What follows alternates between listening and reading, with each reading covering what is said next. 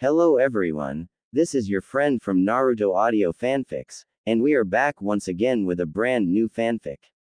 Which is what if Naruto was banished and built the ultimate power harem with Kushina, Hinata, Sakura, Ino, Temari, Mei, Tsunade and Anko. Part 1. If you enjoy this story, don't forget to hit the like button, thumbs up, and subscribe to the channel for more amazing Naruto fanfics like this. So without wasting any more time, let's start today's fanfic. Naruto Uzumaki stood right in front of the entire council of Konoha, consisting of both shinobi and civilian parts, with three counselors Homura, Koharu and Danzo sitting right in front of him, with the current fifth Hokage, Tsunade Senju, looking at him with tired, saddened and practically defeated look. Young Genin of Konoha felt of himself many glares and fury of the council, from both the shinobi and civilian sides, with civilians not hiding away the hatred, spite and some kind of sick satisfaction at seeing the Kyuubi Jinchuriki in bandages, with a sling and just barely visibly alive. Sasuke has done a very great number on Naruto, piercing his chest, breaking his bones and injuring Naruto so badly, that if it had not been for Kyuubi and his chakra, he would bit the dust before he had managed to knock that bastard out and drag him back to Konoha. And just as he did that, fatigue, blood loss, torn muscles and broken bones finally forced Naruto to collapse at the gates of his village, and the last thing he saw before passing out was Sakura and Kakashi running towards them, followed by Tsunade Ba-chan and Shizune Ne-chan. With that sight, Naruto was sure that he had completed the mission and everyone would thank him, and with those thoughts, he passed out. Unfortunately for the blonde-orange loving goofball, when Naruto woke up several days later, he found himself as an object of unified hatred and fury of practically all of Konoha. Not even an hour after he awoke, Sakura had come to visit him, and Naruto greeted her with a smile and cheer, but all he received were 2 punches in his face and a broken nose, followed by proclamations of hatred, endless berating and statements of Naruto breaking his promise to Sakura about bringing Sasuke back to her unharmed. Naruto didn't have either strength, will, nor opportunity to answer back, before Sakura left Naruto, calling him a demon and a monster. That brought back bad memories of many times when Naruto had been called that way, and along with blood flowing out of his broken nose, tears came as well, the feeling of betrayal and suffer creeping its way into his heart again. Over the course of the day, Naruto had received many guests, and all were worse than the last one. Shikamaru, the leader of the mission and one of the few people that Naruto saw as a friend, had berated the young blonde on his recklessness, brutality and deceit that Naruto had used for so many years, as Shikamaru revealed to Naruto that now everyone knew that he had Kyuubi in him. This revelation came to Naruto as a shock and a stab in the heart, as Shikamaru called Naruto not only an idiot, but also a cheater, thinking that the reason for Naruto's abilities was all attributed to Kyuubi. After he left, the rest of the teams also came in, calling out Naruto on him being a Kyuubi holder and his seeming cheating in everything. It hurt like hell for Naruto to hear them all call him out a cheater, traitor and worse, with the being convinced that Naruto had tried to kill Sasuke instead of bringing him back. They didn't care for Naruto's side of the story, none of them. With each and every berating and shouting, Naruto's fragile believes in his friends, good of the people and even the will of fire crumbled and eroded away. By the time evening rolled in, almost every genin of his class had visited Naruto and gave him a lashing of his lifetime, with only those that were still critically injured and Hinata not paying him a visit. When the evening came in, Naruto's sensei, Kakashi has finally showed his masked face, and Naruto had hoped that at least he, the man that was responsible for Naruto, would explain to him what was going on and let Naruto speak up. But alas, Naruto's heart sank even further and his beliefs were shattered, when Kakashi, with a tone of disappointment and harshness, told Naruto how he was disappointed with Naruto, stating to him that his mission was to bring Sasuke back unharmed, yet Naruto seemingly went out of his way to lash out on him, all because of the petty rivalry.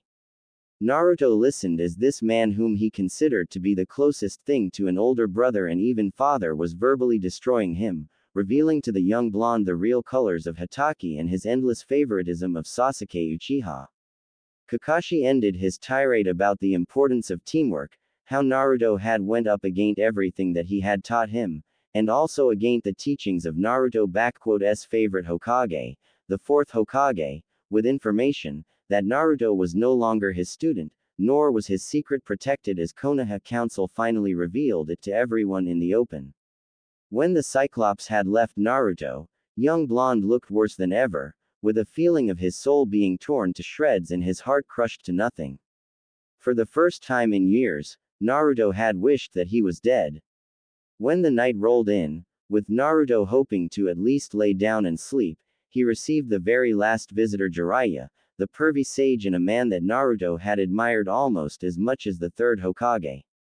By the end of his visit, Naruto's opinion had changed drastically, as Jiraiya had expressed the very same disappointment and anger with Naruto as everyone else, with Toad Sage going as far as to admonish Naruto for using Rasengan on his friend to kill him and relying on the demonic fox to fight Sasuke. Just like all the others, Jiraiya cared not for Naruto's critical condition and what Sasuke had done to him, instead focusing on Naruto's failures. Toad Sage had expressed to Naruto that Lord Third and Fourth would be sourly disappointed with Naruto, especially the fourth, along with informing young Genin that he was no longer a summoner for Toads, as Jiraiya had terminated Naruto's contract. Everything that Jiraiya had said, Naruto simply took in with a blank expression, showing no emotion or anything, only letting his tears fall freely as the man he once respected was berating him for practically nothing. When Jiraiya left Naruto, young blonde simply stared at the wall with the dead expression and not even will to move anything. Years of berating, beatings, isolation and hatred, and now all coupled with what he heard today from essentially the closest people Naruto had. Everyone has a limit to how much pain and sorrow they can take, and no matter how strong your spirit is, how powerful your will is and how much light you have in your heart. Naruto Uzumaki had always clung to the belief in best of people and that he had those that cared for him, yet today he faced the harsh and cold truth of his life. No matter how much he had tried, fought, bled and protected, people of Konoha will always see Naruto as a demon and trash. And with this realization, came the understanding that Naruto's dream of becoming a Hokage was only ashes to him now, because with so much pain, suffering and sorrow that he had experienced, Naruto's soul couldn't hold on to a hope of finding happiness in Konoha any longer.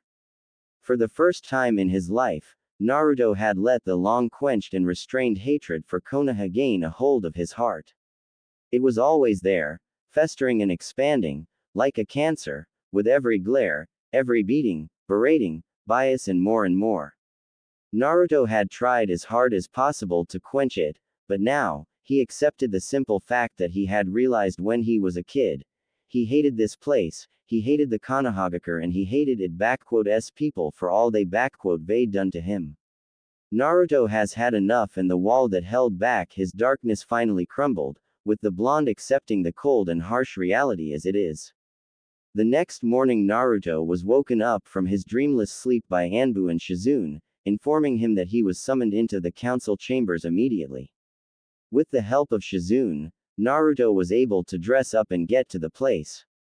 Where he stood now, feeling the collective glares, hatred and resentment from everyone in here, save for Tsunade, Shizune, Kurenai, Anko, Hinata and Anbu guards that were here, as Jonins were also summoned here, along with heirs of clans and current generation of Genins, including Sasuke, who was looking at Naruto with a victorious smirk and arrogance that couldn't be hidden away even by a Hokage mountain.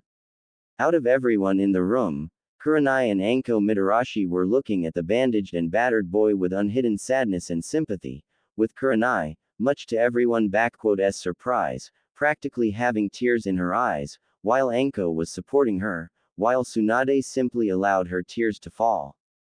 Naruto was surprised at looking at them all, but in his mind, he already knew what this was all about and he was already prepared to what was to come.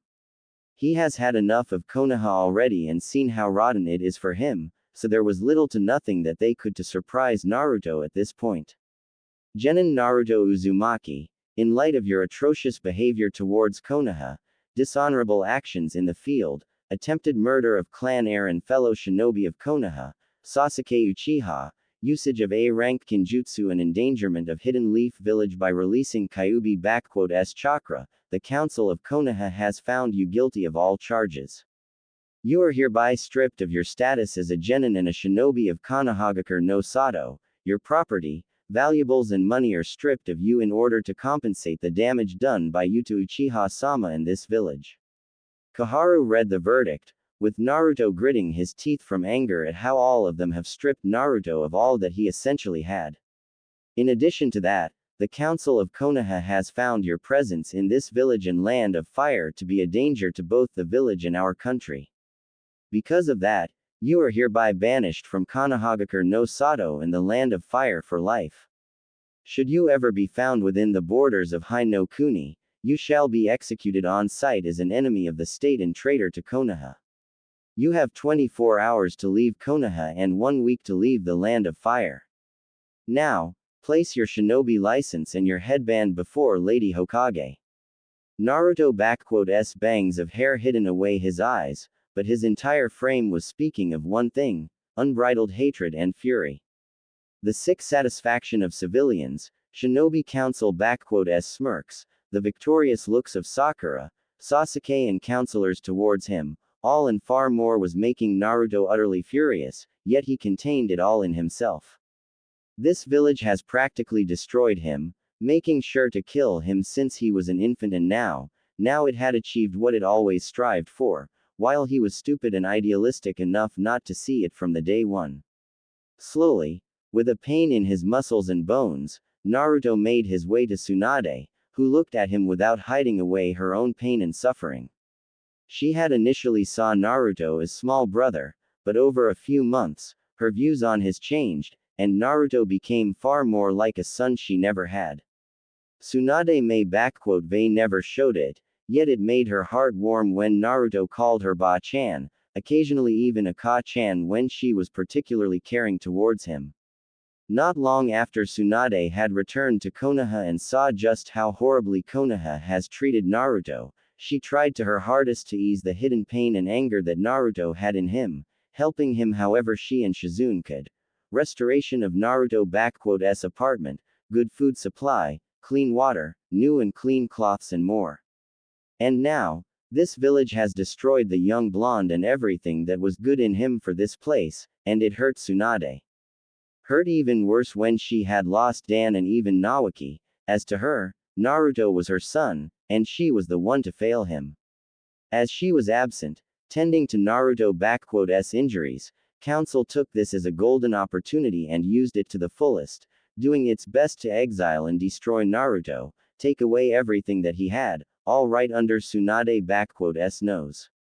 Tsunade had never hated the village her grandfather and granduncle had built, but after this and what she had found out later on in Sarutobi files, Tsunade truly, for the first time in her life, felt an utter hatred towards this place. Naruto saw the familiar pain in Tsunade's eyes, and only gave her a sympathetic look. Young blonde May hated this village now, but not Tsunade, nor Shizune. They were never the ones to hurt or betray him. No, they were about the only ones to truly help him, to care for him as he was and without any deceit. He may look like a fool, but even Naruto knew that this farce was fully on hands of the council and not his surrogate mother and sister. With a free hand, he took off his headband and placed it onto the table, followed by his license on top of it. When Homura was about to reach it with her hand and a sickeningly satisfied look, Naruto slashed a kunai right into both of the, piercing the symbol of the village and his license, surprising and shocking everyone, as kunai went right through both objects and table, earning him even more heated glares. Before anyone had a chance to say anything, Naruto finally spoke up. Good riddance, was all that he said, with a voice filled with coldness, hatred and resentment, one that was completely foreign to everyone's ears, with Kurenai, Enko and Shizune breaking down at those words, while Naruto wobbled away from the chambers, not caring for the insults thrown towards him by his former friends and others. Naruto. Right when Naruto was about to leave the building, he was stopped by the voice of Tsunade, making him turn around and see her coming towards him. Naruto, I am so sorry, TB. Naruto simply stated to Tsunade, surprising her a little. You and Shizune Nei-chan had nothing to do with it, I know it. The council, civilians, shinobi, advisors, I long knew that they wanted to get rid of me, I was just stupid enough not to accept it. am actually surprised they even allowed me to live, I was ready to meet the executioner S blade, to be frank with you. Naruto, don't say it like that. It s not like you. Tsunade practically shouted at him in shock. I know that what happened here was harsh and it was utterly atrocious, but don't let it get to you. I will overrule them and they regret ever doing such a thing to you, and you be back in no time. Ka-chan, Tsunade was immediately stopped when Naruto called her like that, looking at the greatly saddened face of her surrogate son. Thank you, you and Nei-chan for everything. I know that you mean well and want the best for me, but please, just let me go. You and I both know that this village and all of those people, they never accept me as you and Nei-chan had accepted me. To you, I am Naruto, but to everyone else, even Kakashi Tem and Jiraiya Tem, I am a disappointment, a cheater, a demon and only a tool to be used and tossed away like a trash. They, Sakura, Shikamaru, Choji, Kiba and everyone else have let me understand it all too well. Tsunade was shocked when she heard of it, instantly understand what had happened. Naruto had been visited by all of them and must received on hell of a verbal lashing out that it had finally broke her favorite blonde. Tsunade was gripping her fists and stopping herself from going right towards all of them and snapping their necks one by one, followed by their parents and friends for doing such a thing. Hell, the first one on her list was her own former teammate, Jiraiya, whom she hated at this moment more than even Orochimaru. He was entrusted with Naruto, had taken him as an apprentice and did this to him. Jiraiya, I hope you already left this village, because if not, I personally send you to hell for this. Tsunade mentally swore to herself. And you, Sarutobi-sensei, I hope your pitiful soul is suffering in Shinigami-s stomach for what you have done to my Naruto and allowed those bastards out there to do to him. If only my parents and grandparents had seen it, if only Minato, my boy, had seen all of you in this, Tsunade thought to herself with deep sadness as she remembered the fourth Hokage. Arg, screw you all. You may take away everything from my Naruto here, but you won't take away from him what belongs to him by his birthright, nor will I just abandon him, not the second time. To hell with being a Hokage and all of you bastards. Tsunade wiped away the tears and looked at Naruto, pulling out of a pocket a green storage scroll and giving it to Naruto. Naruto, this storage scroll contains water, provisions, medicaments, cloths, money, books, scrolls and a map from Senju-s vault. This is all yours. Tsunade surprised the blonde when she gave it to him. The food and water will be enough for you to last at least a year, while there is also more than enough money to start a new life somewhere nice, while scrolls and books should teach you what those two bastards should they. Don't worry or even think about returning any of it, all of that is yours and I won't here otherwise. Tsunade said to him with strength. But why? Naruto asked with a shaky voice, shocked at Tsunade giving him so much. Because you deserve it all, Naruto. Tsunade simply said to him, kneeling down to him and pulling him into a warm, motherly hug, with tears again flowing out of her eyes. Why you just stay safe out there, okay? LL send out Katsuyu to you with L letters and if you need anything, just ask, oh okay. Naruto, with a shaky hand and small tears of his own, embraced his surrogate mother. Oh okay, Ka-chan, thank you. Naruto said to her, with Tsunade looking at her surrogate son with a small smile and tears speaking up to him. Naruto, inside the scroll, there is a map with a detailed paths and directions to a particular place I marked for you. I want you to unseal it once you leave the village and far away from it. Tsunade instructed him. When you are feeling well enough, travel to the place marked there. And what are that place? Naruto asked of Tsunade. It is the Uzushiogakure, the land of whirlpools and ancestral home of clan Uzumaki, your clan and clan of your mother and my grandmother. Naruto looked at Tsunade with wide eyes. The place may been reduced to rubble and ruins by Aiwa, Kiri and Kumo many years ago, but they failed to destroy what is hidden away there, the legacy of Uzumaki and Senju clans. And I entrust it all to you, Naruto. Use it how you see fit. Naruto nodded to her with a smile, before Tsunade pulled out 2 envelopes with the stamps of Hokage on first one and one of Clan Senju on another. Naruto, when you get to Uzushiogakure, I want you to open them. I know you have many questions about both your parents, the Kyuubi and much more, and I hope that in those 2 letters, you find your answers. I am sorry, I wish I could tell you all you wish to hear, I really do, but it's okay, Ka-chan, I get it. Naruto smiled to her, hugging her one more time before parting with her.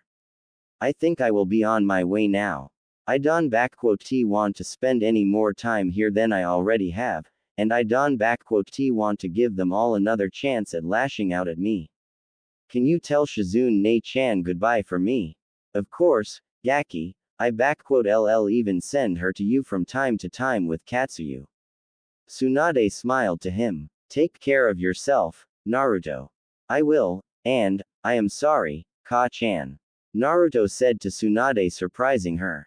I know how bad this village has treated you and your family, and I am sorry for forcing you to come here. Don't be sorry for that, Naruto. Tsunade said to him. Don't worry. As long as I am Hokage, I keep those bastards away from you, so that they don't get any ideas at getting you back. You just find yourself a life of your own and be happy, really happy, you hear me? Promise me to be happy, okay, Sochi. Naruto was shocked when he heard the woman that had been like a mother to him acknowledges him as her son, before eagerly nodding to her and smiling with tears to her. Good. Now go. And I am hoping for the good news in at least 3 years, Gaki. What good news, Ka-chan? Naruto asked of Tsunade confused. Oh, for the love of, about you getting yourself a wife and kids, you Gaki. Tsunade practically shouted at him, shocking Naruto. I want to have grandkids to spoil rotten, and Senju with Uzumaki one get back without new members, you hear me? Why yes, Ka-chan. Naruto almost winced when she shouted at him, but then he felt the warmth of Tsunade's embrace and how she kissed his forehead.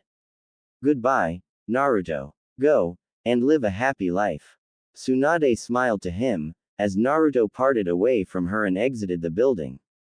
Anbu. Hokage shouted, as 10 of Anbu shinobi appeared before her. Neko, Okami, you escort Naruto out of the village and protect him while he leaves the land of fire. Anyone who will try to attack him are to be executed, no exceptions. Make sure that he gets to Uzushiogakure safely. Yes, Lady Hokage, as you wish. Both Neko and her partner Okami responded with clear eagerness and enthusiasm, already leaving to do their duty. Lady Hokage, is it wise to? Bor had tried to speak up, but he was met with a powerful glare from Tsunade and his comrades from Anbu. What will counsel and advisors say? To hell what they say or suggest, I am a damn Hokage and I they had damn enough of their scheming bitching. Tsunade responded to them. Suru, find the traitorous frog of a pervert and get him in my office in 5 minutes. If he resists or refuses, Then do whatever is needed to get him safe for lethal force. Lady Hokage, a personal request, if I may. Saru, a female Anbu clearly from Sarutobi clan. Can I at least break him a leg, or a rib? I promise, he will be in a coherent state upon delivery. Saru, I Vei already said to you, if he resists, do whatever is needed to get him safe for lethal force. Tsunade could Vei sworn she saw in Saru's eyes a murderous gleam, though she couldn't T fault an Anbu. If anyone is killing that bastard, that S gonna be me. Tora, Taka, you are now on surveillance of Sasuke Uchiha. He tries to even get close to any of the gates or shows any signs of leaving, I authorize you to detain him with extreme prejudice and send him to prison, got it? With pleasure, Lady Hokage. Both responded, feeling especially vindictive for the young blonde who suffering they witnessed today, leaving already. The rest of you, carry on as you were. The rest of the Anbu nodded and disappeared, with Tsunade seeing Kakashi and Haruno Sakura already coming to see her. Hitaki, Haruno, what do you two want, and be quick about it. Lady Hokage, I wish to ask you to train my genin Sakura Haruno as a medical nin, since, Kakashi had begun with his usual eye smile, but he was immediately shut down. Denied. I will never train this disgrace of a kunoichi in arts of medicine and surgery, never in my entire life. Tsunade harshly and mercilessly replied, shocking Kakashi and Sakura. But, Lady Hokage, I have a perfect control of CH chakra, A and my grades W were at the top of the class, and Kakashi-sensei, Sakura tried to defend her position, but Tsunade didn't give her any room for argument. And I am your Hokage, Haruno, and if I say no, then it stands, period. And as for you two, and that precious Uchiha of yours, your Team 7 will now be on D-rank missions for the entirety of the next 6 months. Half of your earnings will be exempt from you in favor of the Konoha orphanage, while Sasuke Uchiha's earnings will be only 1/5 from the missions. Additionally, you are prohibited from entering the next 2 Chunin exams. And as for you, Kakashi, all of your earnings from those D ranks and your next 20 C ranks, because you will only stick to them from now on, you earn will be sent to orphanage, understood? Tsunade gave them the death glare, shocking them. Lady H Hokage, why you can just. I can and I already did, Hitaki, so shut it. And if you think the council will be able to overrule me, think again. Suggest you spend this time teaching your genin some actual training instead of those teamwork exercises, because Sakura Haruno is now on month of probation due to her poor record as a shinobi.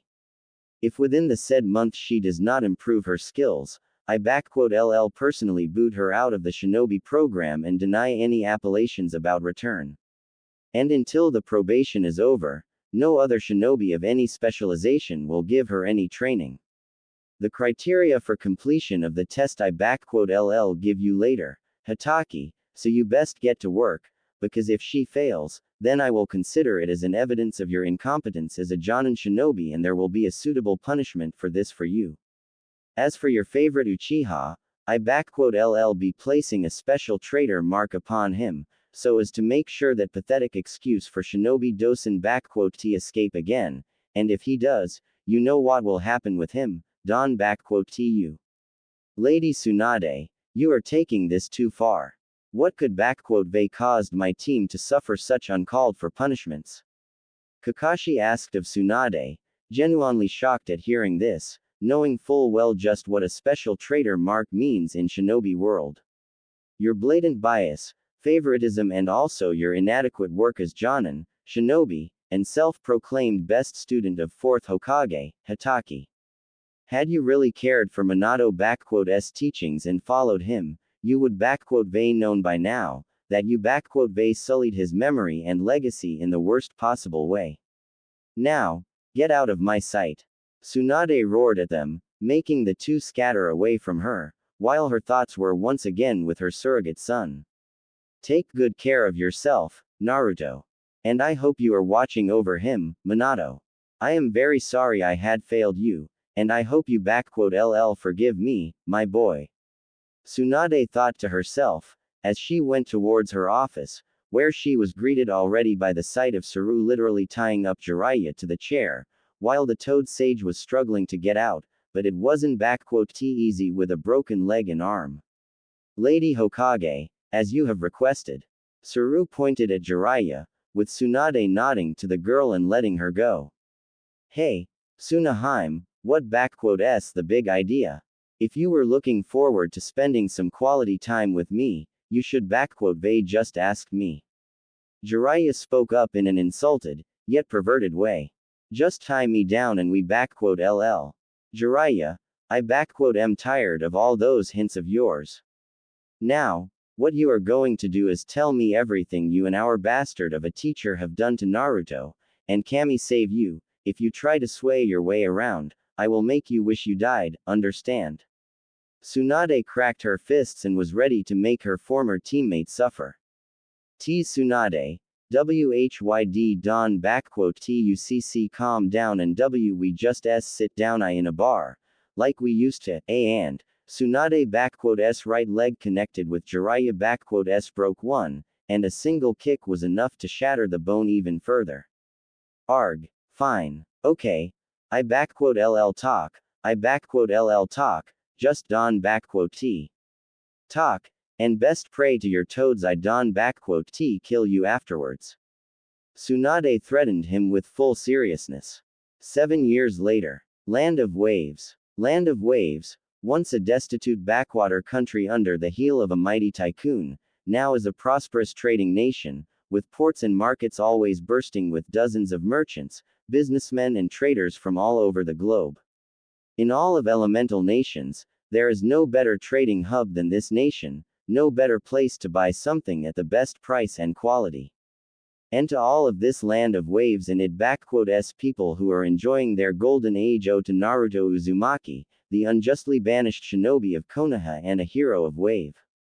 When the news had spread about Uzumaki s banishment, Konoha suffered greatly on a diplomatic arena, losing diplomatic relations with lands of snow, wave, waterfall and, most recently, Suna, all of whom had connections the knuckle-headed shinobi and viewed him with great respect and admiration. Especially sensitive and painful was the diplomatic blow from Suna, which had managed to regain and greatly strengthen its position after the failed invasion and manipulations of Orochimaru. Gaara, the fifth Kazekage, has taken up office about 5 years ago and has put every effort to regain positions of Suna and strengthen them, succeeding in it, along with proving himself as not just capable, but also respectable and strong Kazekage. He mended the relations between Suna and Iwa, opening trade with them and even signing up a defensive pact with them, effectively ending the previous one with Konoha in favor of establishing better relations with Iwa, Wave, newly reformed Kiri and even Kumo. That blow to the pride and prestige to Konoha is still very fresh and won't be forgotten anytime soon, that is for sure. And while most of the elemental nations were enjoying a period of relative stability and peace, currently in the land of waves, things have suddenly taken a turn towards the slight instability, when 2 persons wearing black cloaks with red skies on them appeared in the capital, causing destruction and chaos right out the bat, causing people to run for their lives or become a cannon fodder for the Akatsuki. Usually, members of the elusive Akatsuki act with restraint and stealth, yet this particular pair has traveled all the way to the wave for a specific reason: collect a very hefty bounty on Hanzo Hattori, an S-rank Ronin, a shinobi without a village, but not a nuke nin, who had played a critical part in Kiri-s civil war, as well as in Mizu-s civil war, which swept through country when 4th Mizukage murdered Daimyo and his entire family. Once a relative unknown, Hanzo appeared in Kiri over 6 years ago and steadily became one of the deadliest allies of current 5th Mizukage and current daimyo of Mizu, Ieyasu Tokugawa, earning himself titles such as Kirigakur no Oni and Kage no Shi, first one earned after Hanzo single-handedly killed over 150 Kiri-s shinobi, within an hour, and second after he killed the 4th Mizukage in single combat. The war had ended about 4 years ago, Yet Hanzo continued his work as Ronin, providing his services to first the rebuilt Kiri, then Kumo, later Iwa, and then Tasuna, earning himself a reputation as a reliable, honorable and resourceful shinobi. Konoha had also tried to offer him to come to their village and work for them, but, much to their dismay, Hanzo refused every time, stating that he wanted nothing to do with them. Toad Sage Jiraiya had tried to track down Hanzo once, but only ended up drawing to himself attention of Iwa-S and Kumo-S Shinobi Corps, who were all too happy to repay their debts to Hanzo. Only about 2 years it became known that Hanzo presides in Wave, which is where Akatsuki have decided to go and get the elusive Ronin. Kakuzu of Jongu and Hidan had thought that Hanzo-S reputation was exaggerated and he would be taken down by them easily. They were proven wrong, badly, as Hanzo quickly appeared before them and somehow not only transported them out of the center of the capital and onto a clearing, but was overwhelming the pair and driving them both to their ends. Kakuzu had already lost 3 of his hearts and was running low on chakra and endurance, while Hidan had been incapacitated by Hanzo early on by a very powerful genjutsu of some sorts. Kakuzu had tried to get to Hidan and break it, but it proved futile as Hanzo intercepted him and it cost him 2 of his masks and hearts already. And now he is stood in his long-range form with stitches all over him, while his opponent, dressed in a black sleeveless samurai shirt with red trimming on its edges, underneath which was an armored torso plating, with a black mesh bodysuit, shoulder and wrist guards on them, while hips were protected by samurai-like light armor with a black anbu pants, leg guards and closed boots. On the back of the shirt was a symbol of a raging red tornado made in a way of red 7-pointed shuriken surrounded by numerous handless blades. Hanzo himself possessed black, with a bit of silver, spiky hair, with a tail behind his head and 2 spiky bangs on either side, blue, closer to silver, eyes and a black featureless face guard that covered all beneath the eyes. In his hand he held a katana with a black handle and a slightly longer than usual blade, while the additional sword rested on his right hip. Hanzo looked at his battered opponent, sheathing his sword and speaking up. From what I can tell, you only have enough chakra left for 4 more minutes in that form, no less. Hanzo noted out, looking at Kakuzu. I can simply stall you until you run out, but that would be too risky on my part. True enough, and I can take any more risks. Kakuzu sent out his stitched arms right towards Hanzo, using it as a diversion, while his hidden lightning mask deals the finishing blow from behind Hanzo. Hanzo saw the stretched arms making way right towards him, but he also sensed how Kakuzu's last mask was charging up its blast from behind and shooting at him. Deciding to finish this fight, Hanzo swiftly made a series of 4-hand signs, channeling out of his body chakra. Wind style. Rasenkas. Hanzo mentally said to himself, as the wind particles, charged up with his chakra began to spin around him, forming a dome of lightning-fast microscopic blades that shredded Kakuzu's arms and stitches into nothing, along with protecting Hanzo from the lightning blast of Kakuzu's mask. A mortal bounty hunter roared in utter pain, as his arms were destroyed and he lost any ability to cast his jutsu. As the dome of Rasenkas dissipated, Hanzo turned his attention to the last mask of Kakuzu, disappearing out sight for a second, and reappearing right in front of it, followed by a quick series of signs, charging up his chakra. Wind style. K's no Yeba. And from Hanzo's palms flew out invisible small discs of wind, swiftly striking the lightning mask and shattering it, with the rested stitches falling apart.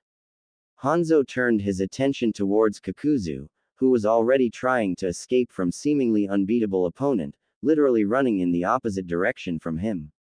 Damn it! I haven't been so soundly beaten since Hashirama Senju nearly killed me. That Hanzo is nothing like the Amekage one.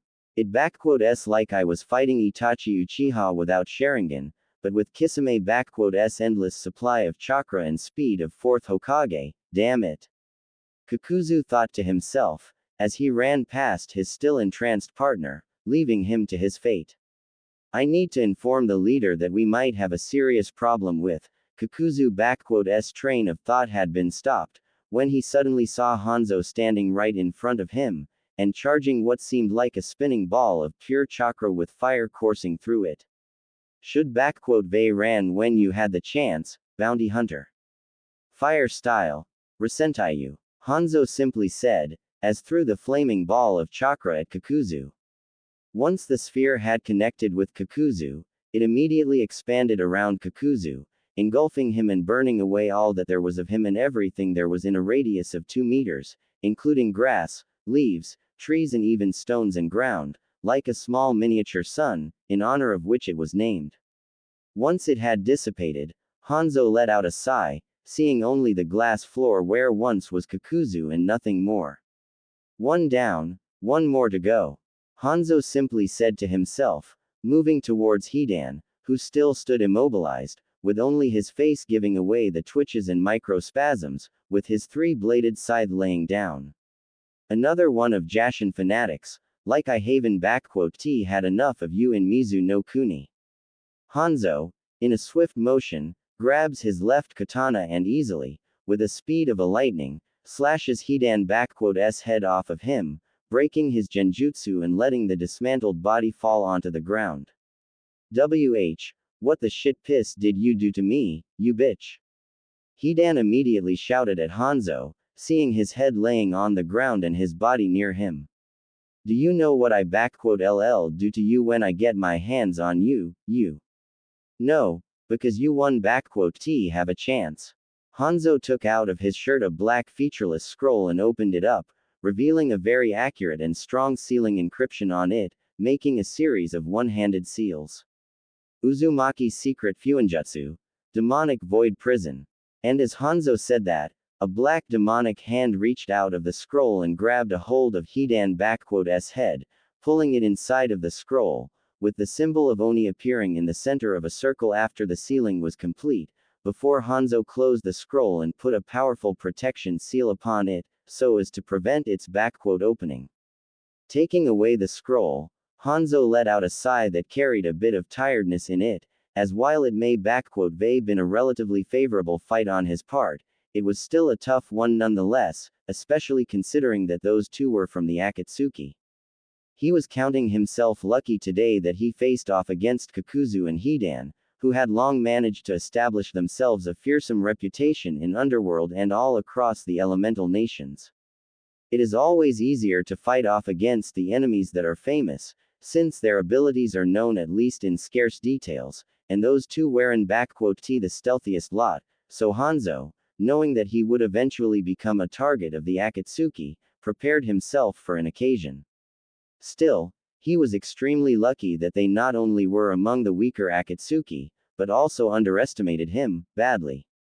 However, while he may won this match, their appearance here means only one thing for him and his family.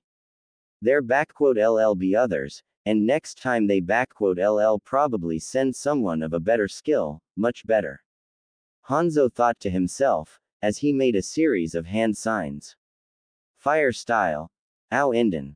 With that, he spit out of his mouth a flame of blue fire and engulfed with it the body of Hidan, standing over it and watching how the dismembered corpse turned to ashes and never to return. Considering that a single Ronin has managed to kill both Akatsuki members at the same time, they will most certainly send those that are the most proficient and dangerous to deal with. And since I don't know who is at their top, yet, I can only prepare for the arrival of Itachi and Kisame, and either of the two could easily kill Kakuzu and Hidan, so it won't be a walk in the park with them, especially not with Itachi. And worst of all this, we LL have move out of here, and soon. Hanzo let out a second sigh, knowing full well what a pain it's going to be for him and his family now. Well, point standing around here. The girls must be going crazy with worrying out at home. And with that said, Hanzo disappeared in a flash of black and red. Hanzo's house. Appearing in front of a two-flowered wooden house, a relatively modern-looking one, but not an excessive or too expensive-looking either, Hanzo removed the face guard off of him and went straight to the door.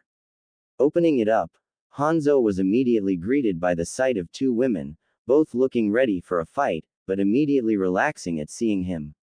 The first one was a young beautiful-looking blonde woman with long blonde hair flowing freely, dark eyes and red lipstick, wearing a short-sleeved black and purple blouse and black pants, both of which had a design similar to clouds on them. The young woman relaxed, seeing her husband, as her nails shrunk back, and two blue flaming tails disappeared, smiling with a relief at him. The second woman had long, bright red hair and large, pupilless eyes. She wore an elaborate, high-collared white kimono with the Uzushiogakure symbol on the back of the obi, which was tied around her waist. Her hair was bright red, long and spiky, and reached to her waist behind her. She too had calmed down and went straight ahead to hug her husband, along with the blonde woman, speaking up. "You are here," she simply said to him, but with care and love in her voice. "You should vey let us both go with you, and who would vey stayed to look after the house, after Yasaka and Masamune, Kurama?" He asked of his first wife, Kurama, or otherwise known as Kyubi no Yoko, who stood in her human form, which she modeled after her first host, Mito Uzumaki, whom Kurama greatly respected, loved and admired. "You would vey killed me if something happened to either of them, and you know it. Still, leaving us out here in dark," spoke up Yugito Ni, a former kunoichi of Kumogakure and Jinchuriki of Nibi, declared long dead after her own battle with the Akatsuki 4 years ago, but saved by the man who holds her now. "We could vey left Matabi with them and go with you." "Mo, don t you talk like that, Yugi-chan. I too was worried sick for our Naru-kun here and wouldn't t leave him out, but kids are also important."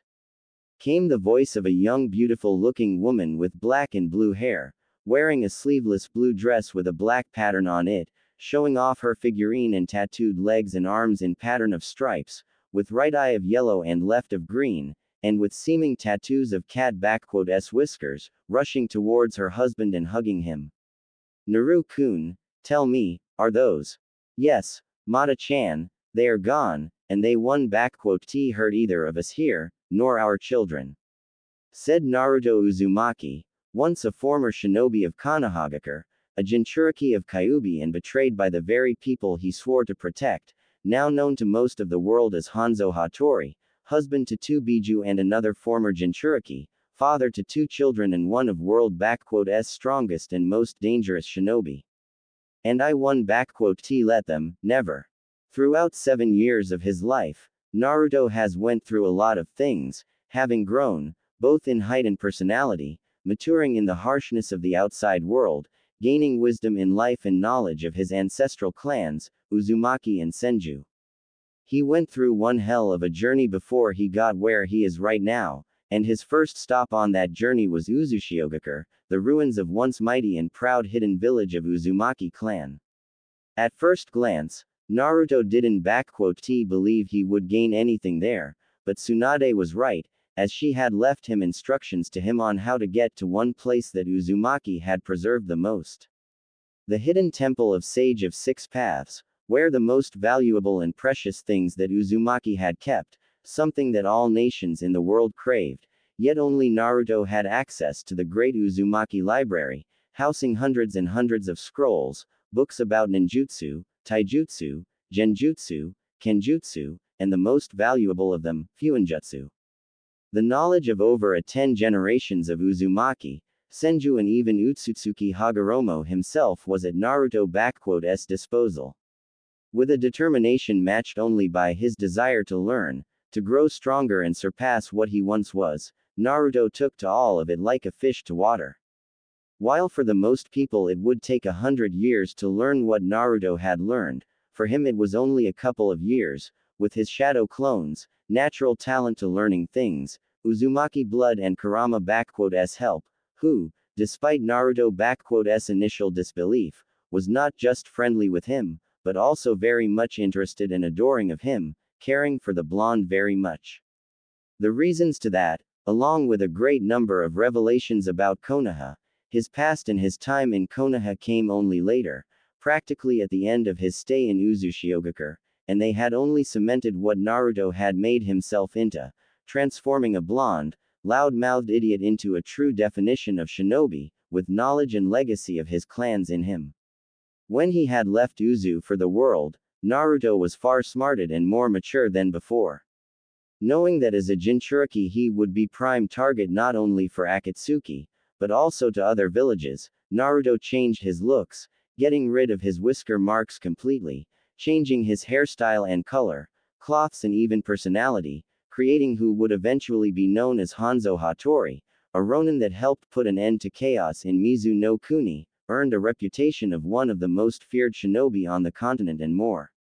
Naruto didn't think he would end up becoming who he is now, but he was glad that he did, as he helped put an end to 4th Mizukage and his reign of terror, with Ieyasu Tokugawa unified the collapsing nation, saved the 3rd Tsuchikage from an assassination by Han, a fellow Jinchuriki that went rogue, gave Gaara peace with Shukaku through modifying his seal to the same level as Naruto and not to mention many various things he has done to Kumo, Iwa, Suna, Kiri and others. But probably the most important things in his life that he had achieved were falling in love with Kurama, Yugito and Matabi, and fathering Yasaka, his and Kurama-s daughter, and Masamune, his and Yugito-s son. With the absolutely extensive knowledge on Fuinjutsu from Uzumaki, texts of the Sage of the Six Paths and medical colossal knowledge of Mito Uzumaki and Hashirama Senju, Naruto had found a way to let Kurama be free without dying. He freed her of her prison in him, but he is still connected with her nonetheless, capable of drawing her chakra trough the link they share. By the time it happened, he and Kurama had long fallen for one another and Kitsune didn't hesitate to marry her former jailer, taking a form closest to her spirit and fancy. Soon after that, Naruto and Kurama had rescued Yugito from Kakuzu and Hidan, and the former Kunoichi of Kumo stayed with them, for she was badly injured and considered dead. Soon after she recovered, the former Konoha nin grew on to her and she fallen for him, as did her own tailed beast, Matabi. It was awkward at first for Naruto, but he accepted them as well, and so, after freeing Matabi, they became one big family, that soon grew in number, with Kurama giving birth to Yasaka and Yugito giving life to Masamune. The fact that Kurama was pregnant was a shock to all, including her, but it would seem when Sage of Six Paths gave birth to tailed beasts, he granted them ability to become humans at will, and it came with the possibility of giving births to children. Never in her life had Kurama been happier than when, with the help of Tsunade, she delivered Yasaka and held her tiny baby in arms, with tears of happiness. Mama, Papa, just as Naruto had thought of, a voice of a 4-year-old little girl dressed in a yellow and black kimono, with golden eyes and long golden hair, came down from her room, followed closely by a little 3-year-old boy with short blonde hair, eyes blue and dressed in a blue shirt and white pants, looking at their parents. Are the bad people gone? Yasaka asked innocently, with Kurama moving to her, while Yugito went to her son, both kissing and comforting them. Yes, my little Kitsune, they are gone and one hurt neither mommy or daddy, or your little brother. Naruto said to Yasaka, going to her and Masamune, kissing their foreheads. Now, let see what your mommies have cooked up for us, shall we? Evening. Just as the children had went to sleep, Naruto and his wives came together in the guest room, knowing that they need to discuss something very important. They didn't want to scare kids, so they waited until they were asleep. And now, when there was no one to interrupt them, Kurama decided to begin. We all knew that this would happened eventually. Kurama said evenly. Akatsuki are starting to move and it clear that we are their target. Kakuzu and Hidan didn't know about me being your Jinchuriki, nor about you, Yugi-chan, or Mata-chan. They were here only because of the bounty on my head. Naruto clarified, with Matabi and Kurama breathing a sigh of relief. But, now that both of them are dead, I imagine Akatsuki will send their best after me. After all, there is a guy who had single-handedly killed 2 of their members. Had I been them, I wouldn't let it slide that easily, and considering they know where we are, it'll only be a matter of time before they come here with big guns. As strong as all of us are, I do not want to take any chances, especially with our kids' lives on the line. Me neither. I shudder at the thought of something happening to Ma-kun or Yusaka-chan, Yugito agreed. In that case, we LL have to decide where to go. Obviously staying here is pointless, and any other small nation is a no-go either. Our only options are the Big Five and their hidden villages. Kumo is out of the question, since they LL reseal Mata-chan in you, by force, and it will be back to square one for you, Yugi-chan. Naruto saw how his wives agreed with them. While Raikage and I are on good relations, I wouldn't put it past him to stab me in the back and use us all for his own benefit. Iwa is a no-go as well, especially considering the fact of Onoki using Akatsuki to his own benefit and give him Nibi, Kyuubi, their Jinchuriki and their children. He is just as old as he is spiteful, prideful and eager for revenge after the Third War, so he LL uses, no doubt about it. And as for Konoha, Yugito and Matabi clearly saw the looks of hatred on both Naruto and Kurama. No, never. I won those scums get even in 100 miles radius to me, Naru-kun and our children, not after what that bastard third and his frog apprentice did to us. Kurama said with strong anger in her. I never held any ill against them before. I understood what Mito had to do. With Kushina, it was hell and she was nothing like Mito-chan, always so. They had more than enough reason to hate her. But all of that doesn't even compare to what those bastards have done to Naru-kun, and how they banished him. Had it not been for Yusaka and those few that are grateful to in Konoha, I would gladly level it to the ground already. So far, Konoha and the rest of the world think that Naruto Uzumaki is dead, and it best that way. Aside from Tsunade Ka-chan, Shizune Ne-chan, Enko Ne-chan and Kurenai Oni-chan, I do not trust any of them, especially the council and advisors. Naruto stiffened up when he remembered them all. And if they find about Yusaka and Masamune, what Hirazentem and Jiraiya did to me will be nothing compared to what those bastards do with them. Hell, I would pay money to see Kurama go at Konoha. Which means that our options are Suna and Mizu. Matabi stated as a matter of a fact. Both options are nice and good, and while I don't mind the heat, neighborhood with our one-tailed brother doesn't sound too well to me. We all know how he is, especially around me and Kura-chan. He is actually really docile now, Mata-chan.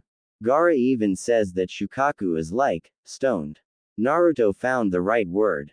But, while people in Suna are nice and Gaara is practically my best friend, Mizu is actually the best option. Ieyasu knows me and long has offered me a position at court. Mizu shinobi respect me, plus we have a house in Kiri in the capital there. Not to mention Mei-chan is also there, Matabi added up, getting a mock glare from Naruto. Oh please, we all know how much she loves you, Naru-kun, not to mention she adores the kids like she their mother, not to mention she is all for sharing the love.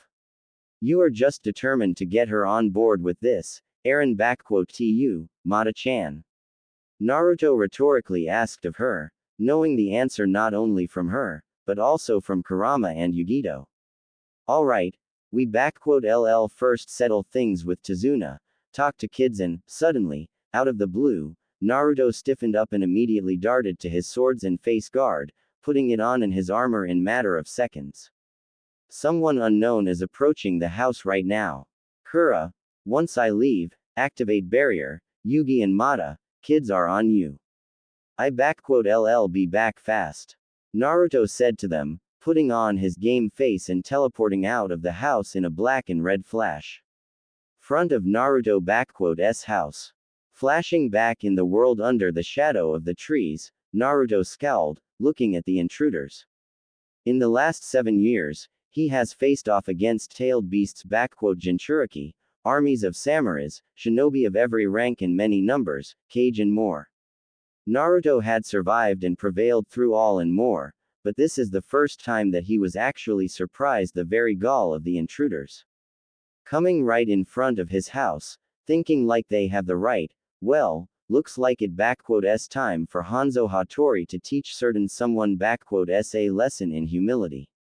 Jumping off of the tree branch, Naruto stepped out into the moonlight and spoke up. Not many dared to come to me so openly, much less survived. Naruto spoke in cold and emotionless way, eyeing the intruders. Now, state your business, shinobi of Konoha. To what do I owe the displeasure? Right in front of Naruto stood the entirety of Konoha s11, now promoted to the Chunins, some to Jonins, all grown up and prideful, standing right in front of Naruto. He saw familiar faces of Rock Lee, who had called him out as unyouthful cheater and deceitful demon, Shikamaru, who berated him for what he has done to bring the precious Uchiha back, Kiba, Shino, Tenten and more. The ones that were most interesting to him were Sakura, who looked just as she used to, only older and more mature, but overall, just as pitiful, pathetic and arrogant as ever. Naruto blamed Third and Jiraiya for making him develop a crush on her, due to certain reasons. And the next one who was interesting to Naruto was the man himself, Sasuke Uchiha, fully grown, sporting the same duck butt haircut, but now with a special traitor mark displayed on his right side of the face. Not only a leash, but also a brand, the mark to everyone, that this man had betrayed it village and everyone must know it. And if he ever decides to do it again, he won't live long enough to regret it. Along with the former Genins, Naruto saw their former Jonins, scowling at Guy, Asuma and especially Kakashi. Only Kurenai, the only person here, whom Naruto was actually happy to see and wished to only talk to her in private, yet. Hanzo Hattori, Shinobi no Akuma and Kurigakure no Oni. Kakashi could only see a slight nod from the man standing in front of him. You have made quite the reputation for yourself. The man that has massacred clans of Oda, Saito and over 100 shinobi in 1 hour. Only my former sensei was capable of such feats. Fourth Hokage was a true shinobi no kami of his time, I am contempt with shinobi no Akuma. Now, what do you want, Konoha? I do not like to do business with you, so be quick. Naruto placed his hand on his sword, seeing how most of the former genins already went into a fighting stance and even a genjutsu was sent his way. Word of advice, Haruno, pitiful genjutsu like yours will only aggravate me more. You have 3 minutes to state your business and get out of here. Or what? You honestly don't expect to defeat all of us here on your own? Kiba boasted loudly, with Akamaru barking up in agreement. You may be famous and all, but there no way you can take me down. 2 minutes and counting. Naruto simply stated, not fazed by the threat. Kiba, silence yourself, we are not here to fight. Kurenai glared right at him, turning back to Hanzo Hattori. Hanzo-san, we come here not to fight, but to negotiate. Our Hokage, Lady Tsunade Senju and Council of Konoha, wish to make contact with you and invite you and anyone you wish to bring with you to Konohagakure no Sato. There is a dangerous group known as Akatsuki, all S-rank, one-tailed beasts, one of them is Itachi Uchiha, the man that massacred his own clan. Naruto took a small moniker of pleasure at seeing the scowl on Sasuke's face. Heard of them, met them, fought and killed a couple of them most recently. Naruto saw the shock on their faces. Your perverted frog the only who has been doing their homework. You want my help in taking care of them, but why should I even bother?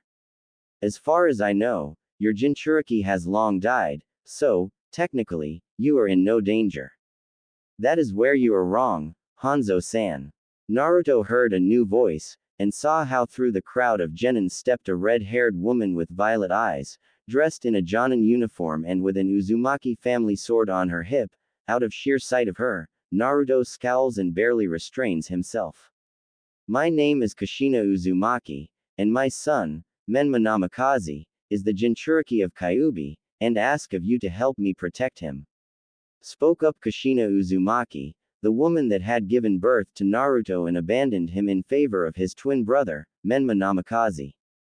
Once, Naruto had dreamt of several things to have, as an orphan. They weren't as grandiose or audacious as one would think of him, no. Before he dreamt of being a Hokage, he wanted something that he had longed for throughout the entirety of his life. And that was to have a family, to be loved and cared, to have parents that support and protect you throughout your childhood and guide you to adulthood. Every orphan dreams of it, and Naruto was no different, longing for having a family, parents and be loved and cared. To be rid of the constant loneliness, to feel the warmth of mother's embrace, to be proud of a father praising him. Yet, Naruto was devoid of it all, never to feel it. And it wasn't his choice, not by any means, since this was the decision made by the very woman that stood right in front of him, the woman that had given him birth and was supposed to have nurtured and protected him in this world. But instead, she abandoned him in favor of his twin brother, leaving him out in the cold, harsh and unforgiving Konohagakure no Sato, to be used as Jinchuriki, manipulated, used and practically destroyed as a breathing feeling human being not just by its council and Danzo, but also third Hokage and his only loyal apprentice Jiraiya. And all of that, all the torment, suffering, loneliness and more, it all started with Kushina Uzumaki abandoning her firstborn son and never looking back. It would surprise many, but Naruto had long known about his mother and twin brother, for over 7 years to be precise. It was an utter shock for him, to read from Tsunade's letters about his origins, his real parents and what had happened to him. Finding out that Naruto was not only the son of Minato Namikaze, but also of Kushina Uzumaki and that she purposefully abandoned him was not just hard, it was an absolute nightmare for Naruto, especially considering the reason as to why Kushina had done so. And that reason had made Naruto truly hateful and resentful of any notion that such woman had given birth to him and his father, Minato Namikaze, fourth Hokage and one of the greatest shinobi in history, had ever fallen in love with her. According to Kurama, who had maintained her constant control over her second half sealed in Menma, Kushina, delusional after the attack of a masked man, childbirth and release of Kyuubi, had for some reason believed that her husband's sealing worked wrong on Naruto. She didn't even properly examine the seal on him, already believing that he husband had not just sealed inside of Naruto half of Kyuubi's power, but also Kyuubi's soul and that it had taken over Naruto's body. Granted, it was partial truth, as Naruto did end up with the soul of Kurama in him, but she had never tried to control him, and, according to her, his father's seal wouldn't even let her pump out any of her chakra, even in minuscule levels, unless Naruto needed it. But, to Kushina, a sealing mistress of Uzumaki herself, her firstborn son was lost and she simply threw him away from herself, leaving the Konoha for Fire Capital to train and raise her only true son, Menma. When Naruto had first found about it, he was livid, absolutely furious and had even lost control over himself, resulting in him pumping out more and more of Kurama's chakra, going so far as to literally allow its chakra to take over him. He would destroyed the island of Uzu and unleashed Kurama out had he not been stopped by someone he did not expect to meet. Flashback. 7 years and 4 months ago. Naruto mindscape. Naruto. Stop this. If you pull any more of my chakra, you die. Please, Naruto-kun, calm down. Kurama was desperately pleading for her host and poor soul to stop what he was doing, but it was all for naught, and the giant fox was forced to look from her cage how the walls of Naruto's mind and seal were getting destroyed. That woman, abandoned, alone, I will kill her. Naruto roared inhumanly, more and more chakra of Kurama being unleashed in the real world and his body already transforming into a vessel of red chakra with fox tails starting to come out. Naruto, please, I beg you. Kurama was looking how her host was about to lose his life, and even though with the destruction of this seal she would be free, she did not wish to witness her first friend's death. Damn you, Kushina, Naruto, stop this, or you will. Naruto, that is enough. Suddenly, a new voice came from the folds of the Naruto***'s mind, snapping his mental projection out of his rage for a second. That split second was more than enough for the newcomer to appear right in front of Naruto and push him away from the cage, as he was about to rip away the seal. Naruto stumbled and fell down into the water, anger and rage leaving his eyes and mind in an instant, as shock and surprise came over. He looked upwards, to see a young blonde man, with sky blue eyes and spiky hair, dressed in a white Hawaiian Jonin uniform, standing over him, extending his hand. It didn't take any time at all for Naruto to immediately recognize who that man really was. Fourth Hokage. Dad, Naruto looked up in awe, as Minato Namikaze, 4th Hokage of Konoha, and father to Naruto smiled to him. But how and why? When I sealed the half of Kyuubi***'s chakra in you and the other one in Menma, I had also split my chakra evenly between you, sealing it as a failsafe, in case one of you ever were to unleash Kyuubi or the seal to be broken externally. Minato explained, as Naruto shyly accepted his hand, rising up from the waters. In your anger, Naruto, you began to unleash more and more chakra of Kyuubi. If you hadn't stopped, you would died, son. I had tried to stop him, Yondaime, but your damn seal prevented me from that, so I am blaming you on this part. Kurama complained loudly at the man, making him turn to face the giant fox. I would praised your work here, Minato, but after what Naruto had went through, I would much rather rip you to shreds, along with that cursed woman and your teacher. Do you even know what they put Naruto-kun here through and what your predecessor had done to him, because I ll be more than happy to explain it all in great detail. Kurama roared in fury at the man that sealed her, but Minato didn't flinch even a little bit. You don't have to tell me about it, Kyuubi. I know what they have done. Minato said to Kyuubi and Naruto, shocking them both. I watched through Naruto***'s eyes and witnessed it all firsthand, and it is part of the reason why I am here now, Naruto. Minato turned to face his son, a saddened look on his face and apologetic eyes were seen by young blonde. Naruto, I know what you have been put through, all about it and even more than you think. And, while as a Hokage, I may try and understand that what had happened to you was necessary, but as your father, a loyal shinobi of Konoha and a human being, I do not see any excuses to what they had done to you. And all because of the choice I had to make, my son. And for that, I ask for your forgiveness. I have no excuses to offer, only the truth. Dad, what do you mean by all this? Naruto asked of him, with Minato answering to him. Naruto, when you were born and I had to seal away the Kyuubi, I had a few moments left in the world and I asked of Kushina to look after both you and your little brother.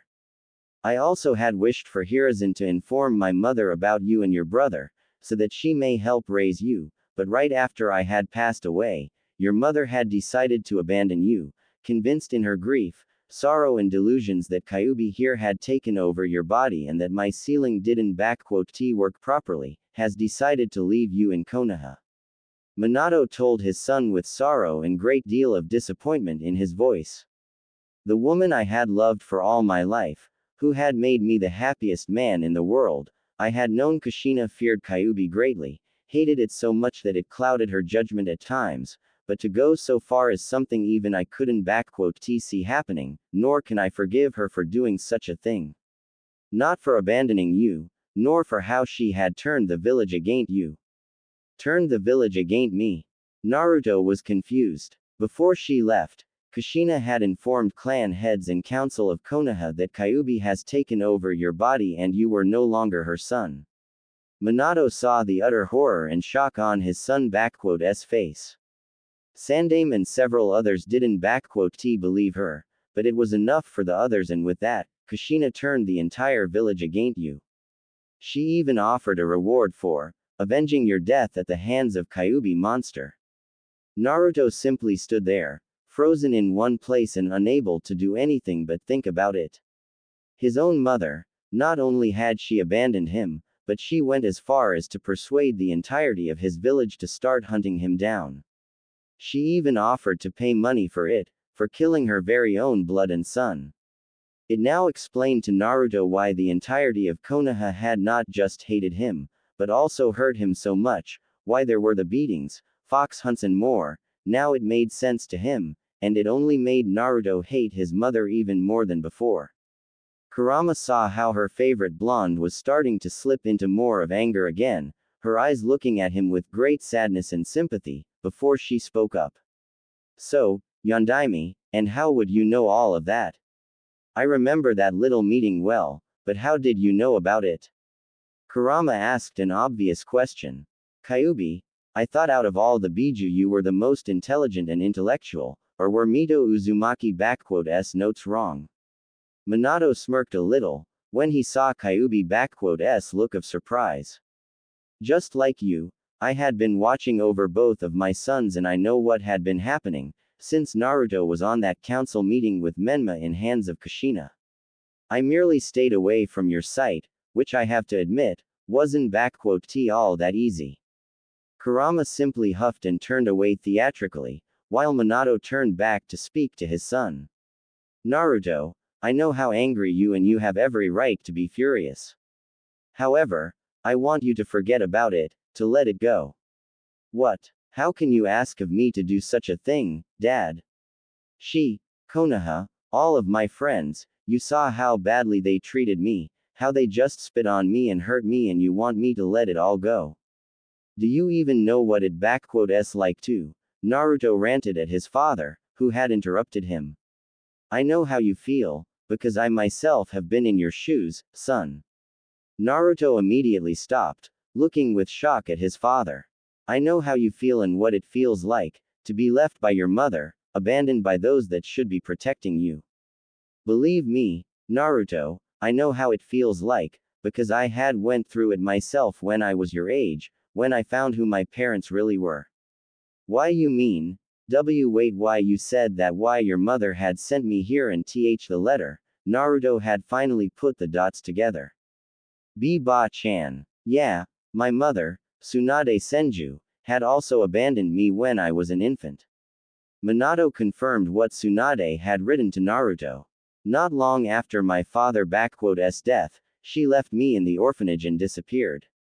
I only learned the truth when I was your age from Jiraiya, and I was furious, angrier than I had ever been.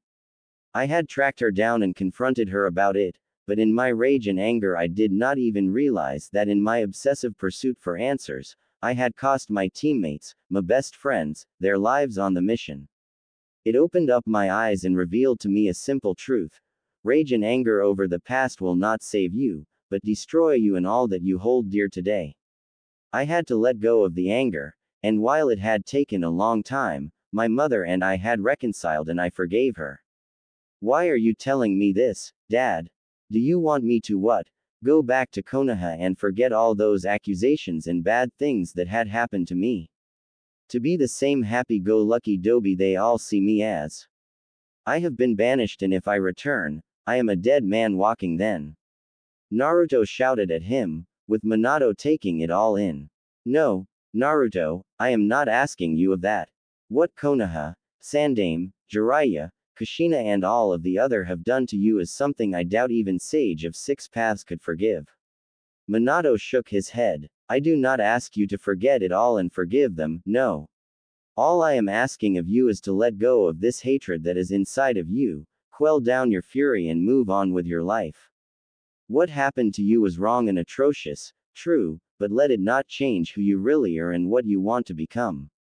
Naruto had seemingly calmed down and looked carefully at his father.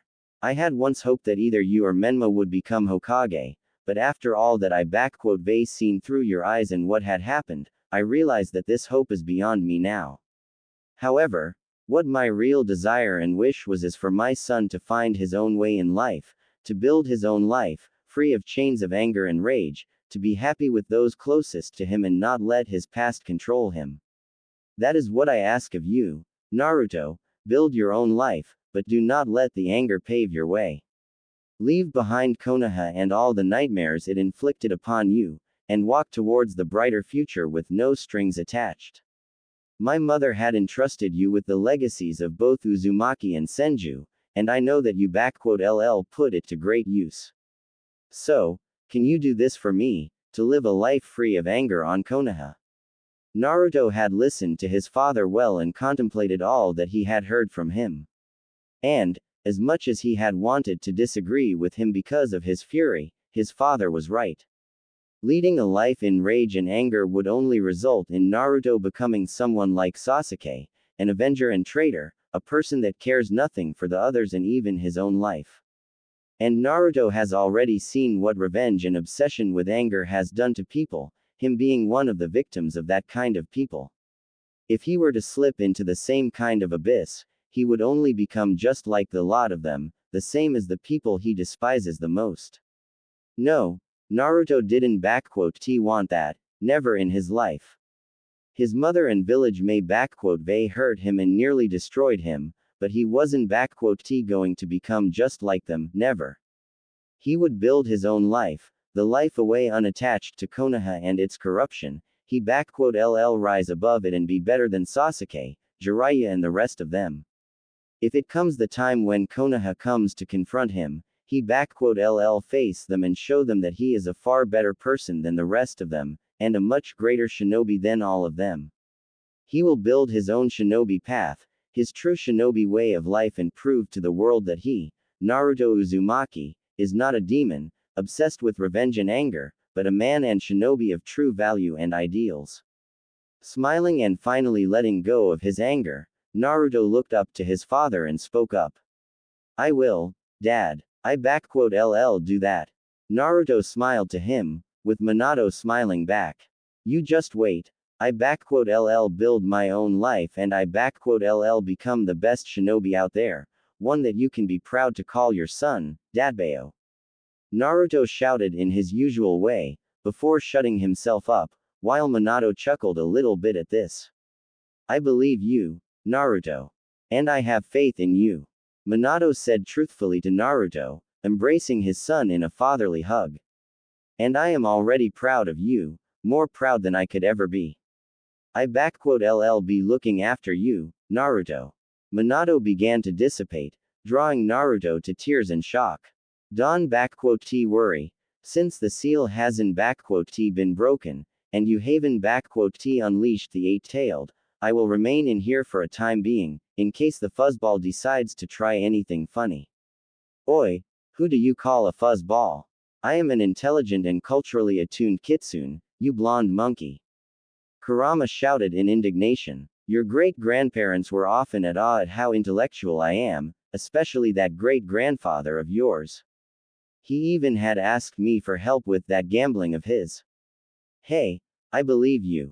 Minato simply chuckled to her, before turning back to Naruto. Naruto, take care of yourself. We meet again someday. I will, and thank you, father. Naruto smiled through tears to him, as Minato dissipated, leaving his son with a renewed vigor and inner fire burning within him with greater brightness than ever. Flashback end. Present day. That day had changed Naruto life in more ways than one and had paved the way for the young blonde path forward. He left behind him his hatred for Konoha and any notion for revenge for them, breaking free of it all and unleashing his soul for the endless possibilities of the world. Don't get him wrong. What Konoha and Kushina had done to him will not be forgotten or forgiven, and there was anger about it all in Naruto, but it would never be the guiding force behind him, oh no. Now he had much different drive for life and growing stronger, to protect his true friends and family. His father had opened his eyes to it, and Naruto will forever be grateful to him for this, because in the end of it all, were it not for his words, he wouldn't have Kurama, Yugito, Matabi, Yusaka and Masamune. So, instead of letting his anger sip through him, Naruto pushed it away and simply looked at the Konoha shinobi and spoke up. Protect him. Is he a babe that needs to be fed and changed from his diapers? Naruto could clearly see anger in the eyes of his biological mother. If memory serves me correctly, he is about 21 years old, a grown man by all standards. A shame that Naruto did not live to that age. That brought a surprise reaction from everyone, especially from Kakashi, Hinata, Kurenai, Sasuke, Sakura and Kushina. You knew Naruto? Kushina asked of Hanzo in a surprisingly quiet and even desperate voice. Why you knew my son? Bullshit, how come you could knew of the Dobi? I mean, he has been dead for over 6 years now or close to that. Kiba barked out, ignoring the glares from Hinata and Kurenai. And he was banished over 7 years ago, was he not? Naruto asked of them. They met in Land of Sand, not long before his death. A true tragedy, such a good-natured boy, with so much light and hopes, all crushed by the people he considered his friends and comrades. A shame he had perished. You could say he had changed my life in several ways. Naruto saw several looks of sadness from Kushina, Kurenai, Hinata and some looks of shame from the others, while the rest weren't taken by all of this. He did tell me what had happened to him in Konoha, and how it treated him, and let me tell you this much. Like hell will I go work for the village that can see the difference between an innocent child, a victim of his mother*s delusions, and a monster that needs to be stopped. Now, if you are quite finished, I suggest you get your sorry assess off my property before I kick them out of here. And tell that perverted frog of a Sannin to stop hiding. I could smell his stench from Kumo. Naruto glared at the tree, from which hopped out Jiraiya, slightly older looking, but also considerably more annoyed at what Hanzo had told him. You have quite a foul mouth, Aaron *tu. Do you even know who you just insulted? Jiraiya said in a prideful manner. I am the sage of Mount Myoboku, the wet dream of all ladies from east to weston. And I don't give a damn. Naruto simply cut him off, looking at them all. Now, you said what you want, or is there another reason why are you here? Hanzo-san, please reconsider. Konoha council is ready to offer you a very substantial reward for your services in money, and you will also be granted a compound of your own for you and your family within Konoha wall. Kushina decided to press on. All we ask of you is to help us destroy the Akatsuki and protect our village from them. In return, in addition to all of the above, you be granted a citizenship of Konoha, status of Jonin and more.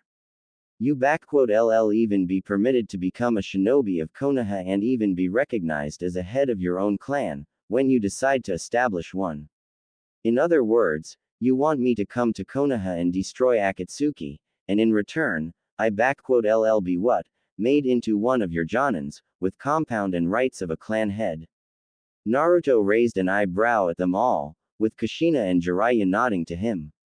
Do you take me for an idiot? I know that your village has seen its better days and that Iwa and Kumo are eyeing up for a rematch for the past wars, not to mention your alliance with Suna is long over and they are with Iwa and Kiri. And let not forget that there is also the issue of Otogakur and Orochimaru still being at large after so many years after the invasion. Even with all the clans, talented shinobi, Sannins, former and current Jinchuriki of Kyuubi, Konoha doesn't stand a chance if all those forces decided to descend upon you all. And your solution to this problem? Start recruiting Ronins, shinobi without a crime record and any allegiances to other villages, mercenaries and hired blades, people that have seen blood and tasted war. And right at the top of that list is me, the man with the list of killed enemies ranging from a tyrant Oda Nobunaga to Jinchuriki of 5 tails and his beast. None of the Konoha shinobi had retorted otherwise, knowing that all of what Hanzo Hattori has said was true. Konoha really was in a desperate position, having lost not only one of its Jinchuriki, but now being literally surrounded from all sides by its enemies, all eyeing up for a rematch. According to Anbu intelligence, a new war might happen in between 2 to 4 years from now on and Konoha needed desperately to gain back its prestige and power. Having lost almost the entirety of Uchiha clan had greatly diminished the power of Konoha initially, and even if Sasuke were to breed with women now, Konoha wouldn't have any Sharingan users capable of fighting anytime soon, not in 12 years at minimum. They needed strong and powerful shinobi now, and no matter how talented and promising today's generations were, nothing beat an experienced veteran of war and battles. And out of everyone out there, Hanzo was at the top of the list, with skill set, experience, expertise and proficiency in so many areas of shinobi arts, that he was seen like a second coming of Tobirama Senju no less. If he were to join Konoha, Iwa and Kumo would immediately back down, and Suna with Kiri would be far more open to negotiations, given the fact of Hanzo's close ties with Mizukage and Kazekage. And all the while Hanzo talked, Hinata Hyuga looked very closely at the man, unable to turn her gaze away from him. She couldn't explain it in any way, but something seemed strangely familiar and so close to her that she couldn't even put her mind to it. It was like Hinata was looking at the closest person from her past that suddenly appeared, only he looked completely and utterly different from before, but the feelings, it was just as if she was once again looking at him. Putting a little faith in her heart and feelings, she activated her Byakugan and looked closely at Hanzo. Hyuga clan was known for their ability to see chakra clearly, but also to remember its signature, its uniqueness and distinguish from all the others. And now, Hinata, who had spent years looking and following her love, the boy that gave her the courage to go forward, widened her eyes at see his chakra and words escaped her lips. She couldn't believe her own eyes, as her Naruto Uzumaki stood right in front of them all. En Naruto K-kun. Those words had drawn the universal attention from everyone, with looks of confusion and surprise on everyone, including Hanzo. En Naruto-kun, it really is you, why you are alive and you are here. Why you are Hanzo H. Hattori. Had Naruto not mastered the ability to control his emotions, he would widened his eyes at this, while all of Konoha shinobi were flabbergasted at what Hinata had said just now. What? Naruto is Hanzo. Hinata, what are you blabbering about? How can that dead monster be the man that stands right here? Sakura shrieked at Hinata's statement. Naruto Baka had those messy blonde hair, that hideous orange jumpsuit and couldn't sit idly for a bloody second. Hell, had he been Naruto, he wouldn't think twice and ask me for a date, for crying out loud. Yeah, I have to agree with Sakura on this one, Hinata. Naruto was a total idiot and this guy looks much more like someone who knows his stuff. Tenten added up, looking at Hanzo. Heck, that guy has the specially crafted Ronin armor from Tetsu no Kuni on him and 2 chakra katanas on him. Our Naruto didn't even know how to use a kunai properly. Wow, I know I was bad, but that was just cold, Tenten. Naruto thought to himself for a second, before turning his gaze back to Hinata. Still, I should remembered that those of Hyuga clan are capable of identifying a shinobi by his chakra signature, and given the fact of Hinata observing me for years, she must been able to recognize me. Damn it, let hope that Neji doesn't get any ideas, or Akamaru here doesn't recognize me by scent, oh no. Tenten, I wouldn't be so sure, to be honest with you, Shikamaru suddenly spoke up. Clan Hyuga is known for their Byakugan, and through it they can identify anyone whom they know, even if he has changed his looks.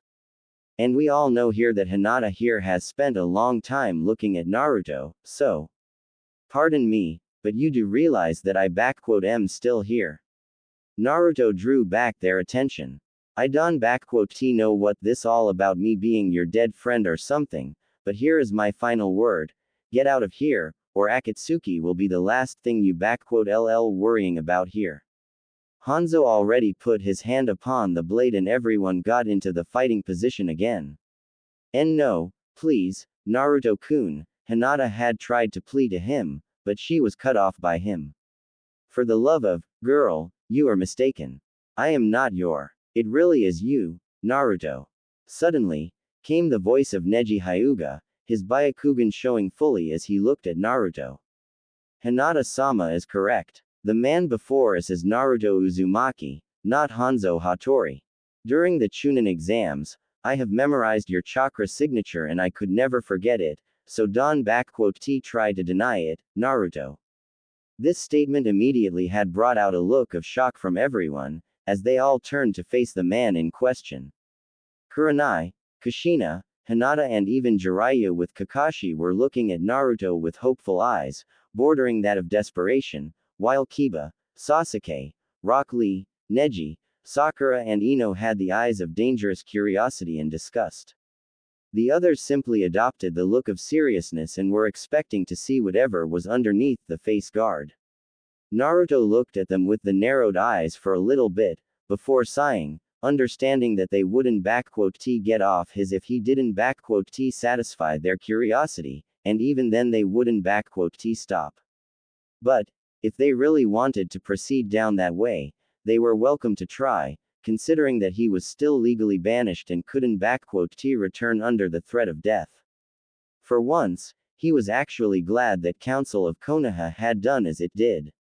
Pulling his hand away from the blade, he raised it up to his face guard and pulled it down.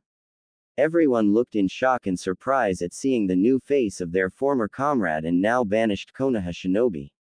No longer any fatness was visible upon it, whiskers were gone without a trace, while sharpness has been visible upon Naruto's face.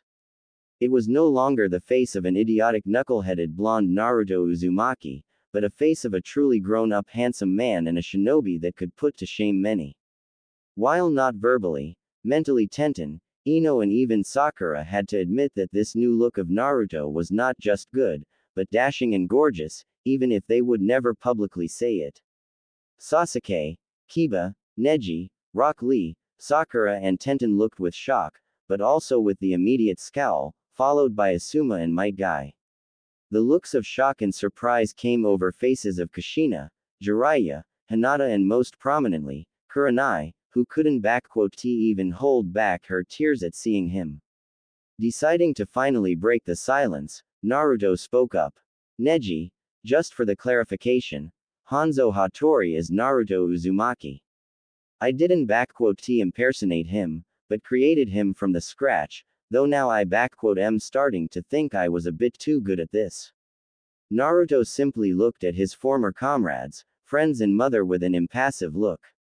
Now, I would say that it has been a long time, but really, I wish I didn't have to see most of you here for another 2 lifetimes. And some of you I would really like to give a piece of my mind and steal for what they had done to me. Naruto said, gazing at Kushina, Kakashi, Jiraiya, Sasuke and Sakura in particular. Gaki, damn, Gaki, it really is you. Sweet Kami, I almost didn't recognize you there, with all the black hair and no whiskers. Jiraiya shouted out in joy and was already moving towards Naruto, but he was immediately stopped by an instantaneous and powerful wave of killing intent coming from Naruto. Hey, Naruto, what all this key is about? Why you Aaron happy to see me? Should I? Last time we met, you Vei said that I am a major disappointment of your precious village and that 4th Hokage and 3rd Hokage would be appalled at what I did. Naruto reminded Jiraiya, who had stopped in his tracks and recalled, a look of shame coming over his face.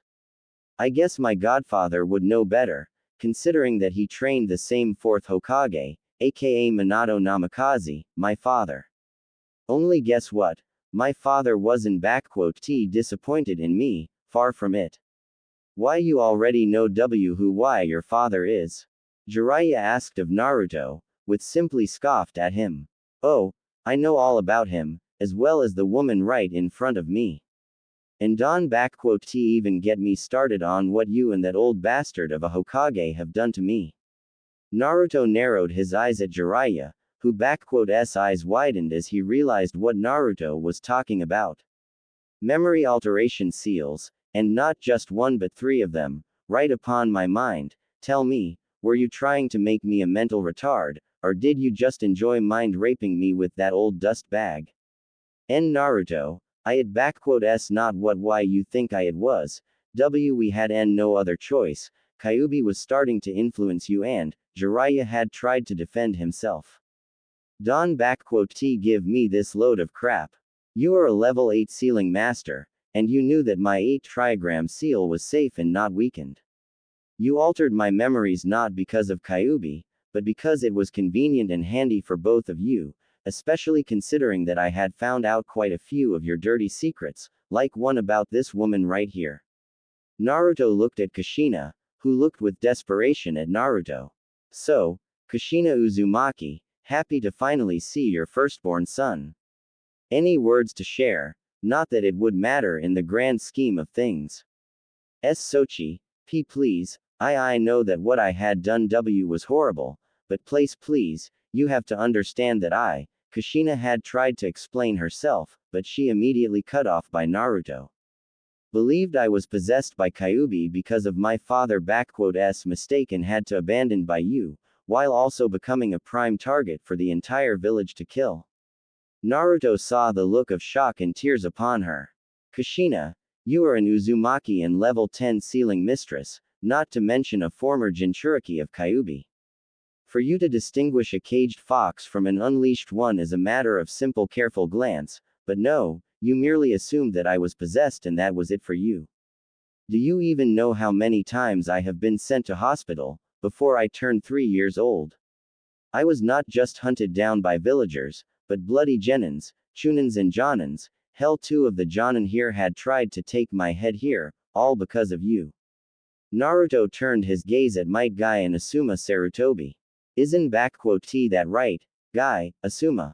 With Guy it's self-explanatory, but with you, Asuma, that heen of yours nearly sliced my head off my shoulders back then.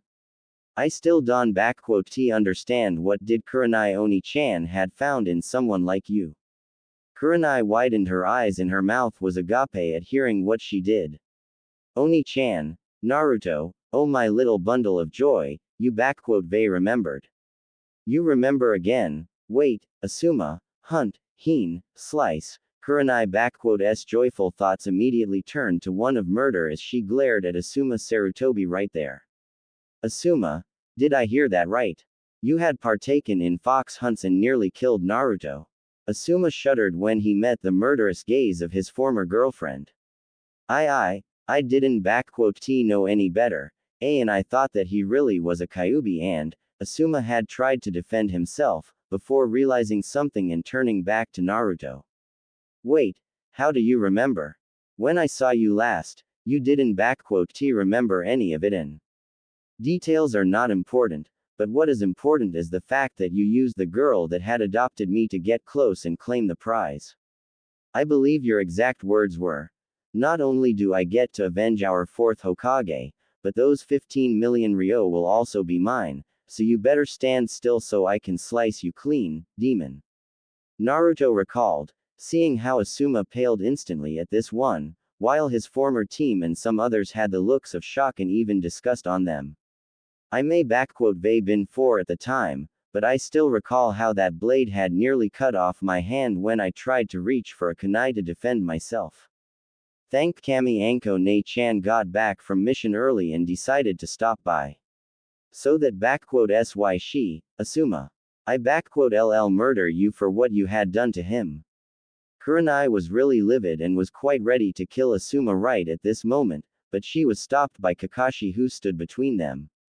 Step away, Hitaki. This man, this bastard, not only did he cheat on me, but he used me to kill my adopted son right here. I should never trusted him nor his bastard of a father, so you better bloody step away from me, before I kill you on sight. Kurenai, calm yourself. Don you see that you are not in the right mind right now. Kakashi simply asked of her, with Kurenai not backing down. Guy-sensei, is what Naruto says, is this true? Why you really tried to kill him? Tenten asked in shock, realizing just what a horrible thing her sensei had tried to do. Yes, Tenten, it is true, Guy admitted, shocking most around him. There was the time when I had tried to end the unyouthful existence of a demon within the walls of our youthful village. For he was plaguing the shinobi and civilians alike with deception and deceit, and as a youthful beautiful green beast of Konoha, it was my duty to end its existence before it had plagued even more people. Guy said in his usual manner. And I had nearly succeeded, had the fox not unleashed his unyouthful foul power and drawn attention from the corrupted Anbu. But I swore upon _s grave and my own honor, that I would eventually end this monster, one way or another, for I am the youthful green beast of Konoha, might Guy. Oh, Guy-sensei, you are absolutely right. Naruto had always used foul play and cheated, so he must be a true unyouthful demon. Let us vanquish him together, and if I fail I shall do 10,000 push-ups with just one pinky and 100 laps around Land of Fire. Rock Lee immediately agreed with his sensei, which drew shocked expressions from Tenten, Kurenai, Hinata and some others. Well, if you wish, I welcome you two to try. Only you _LL have to be running those laps in hell, Lee, because if you attack me, I _LL be more than happy to send you straight in there. Naruto warned him and the others, turning to Kurenai. And Kurenai Oni-chan, while I would enjoy you killing this guy right here, best not to do it. I wouldn't want to see you or Anko Ne-chan becoming Nuke Nin for no good reason. Better if I take his head off, if you do not mind. One be the first Sarutobi I they killed, nor a first Konoha shinobi. Naruto let out a dry chuckle, seeing the shock and a bit of fear in the eyes of his former comrades. Naruto, had I not known you, I would assumed you were threatening us here. Kakashi suddenly spoke up to him. You know that making such baseless threats is really showing off your unintelligence, right? After all, even if you had left the village, no true Konoha shinobi would kill his own kind, even if he was under a different name. And I know that you are not a murderer, Naruto. And who said anything about it being baseless threats, Hitaki? Naruto asked him with a deadpan voice. I have been banished, all of my property and money stolen because of false charges, the people I thought were friends turned on me in a blink of an eye, not to mention that I received more injuries and been closer to death within Konoha more times than I was out in the field. And did I mention how my mind was altered just so I could stay docile dumb knucklehead? By all accounts and means, I got more reasons to wish death upon Konoha than Madara and 3rd Tsuchikage combined. And as for that last part of yours, 3 years ago, on borders between Land of Wind and Land of Stone, a group of Konoha shinobi numbering 27 Chunin and Jonin had been tasked with intercepting Kazekage and his escort, preventing the talks between him and Tsuchikage from happening. The orders were to either stall, or to kill on sight. Nobody returned and 5 days later, their bodies were brought back on a cart by a villager from Land of Rivers, whom I paid good money to get their bodies back to their families, along with a warning, remember. Naruto let out a small smirk at a sight of shock coming over most of the shinobi out here, who realized that he was the man behind the infamous River _s massacre, one of the worst recent defeats of Konoha, when all participating shinobi were brought back, all dead, brutally murdered and some barely even recognizable. It was assumed at first that this was the work of Akatsuki, someone like Itachi Uchiha, or it was a team of Kiri _s Anbu. But, to hear that Naruto Uzumaki, who had always sprouted around that he was going to become a Hokage and was considered to be the dead last of their generation, had actually gone and killed all of them, his fellow village _s shinobi, in cold blood and without mercy, it was a hard pill to swallow, and many couldn't even believe it to be true. Dobi, do you expect us here to believe you? It is common knowledge that it was my brother who had killed them back there, having taken a contract from Kazekage. Sasuke retorted to Naruto. You may look different, but you are nothing more but a dead last, whom you _LL always be, no matter what. Yeah, Sasuke-kun is right. You are just an annoying little pest that can compete with real shinobi like us here. You probably just changed your looks so that you can look cooler and try to get me to fall for you, but it won't work. Sakura shouted at Naruto, who looked at her with a, are you shitting me, look. Good Kami, Was I really that dumb to have a crush on? Oh, right, I was that dumb. Naruto mentally sighed before speaking up. Sakura, I don't know what has given you that idea, but let me assure you of something. They traveled all over the elemental nations for over 7 years and have seen many, many beautiful women and girls, and compared to them, you are like those frogs Kasama Sanin here fantasizes about in his sleep. And as for the change in looks, I have an S-rank nuke nin organization after my head, plus you Konoha idiots wouldn't let me live in peace, not to bloody mention me holding a Kyuubi inside me, so I needed to make a couple of changes, in order to survive and not become a prime target for all world to take. So, those reports from Gaara, Tamari and Konkuro about your death at the hands of Suna S nuke nins were false. But they brought back your corpse. Lady Tsunade and Shizune personally have examined it and confirmed it was you. Shikamaru stated to Naruto in shock, who merely smirked. We had mourned your death, Naruto. We buried your body and Konoha was had the biggest celebrations since its founding, which lasted for 2 days without end, I hear. Naruto added up. As for that corpse, you would be bloody surprised what a dead blonde genin of my age, a skilled Iryo nin and a special seal can be used for. Gaara was more than happy to provide for the first 2, while the last I done on my own. What better way to disappear than to die? And after that, it was only a matter of dyeing my hair black, since it s the most common color on the planet for hair, changing the hairdo, and getting rid of whiskers through a very precise and a little bit discomforting operation, but damn if it was worth it. What a drag, you clever bastard, to think that Choji and I were crying over a fake corpse. Do you even know how bloody painful it was for us all? Hinata, Kurenai-sensei, Anko, your mother you broken so many hearts with that stunt. Hell, Lady Tsunade and Shizune were openly crying over that damn coffin during the procession. Have you thought about what it would do to us? Shikamaru screamed at him. We know what we said was wrong on many levels, and we were sorry, but that was just cruel and horrible.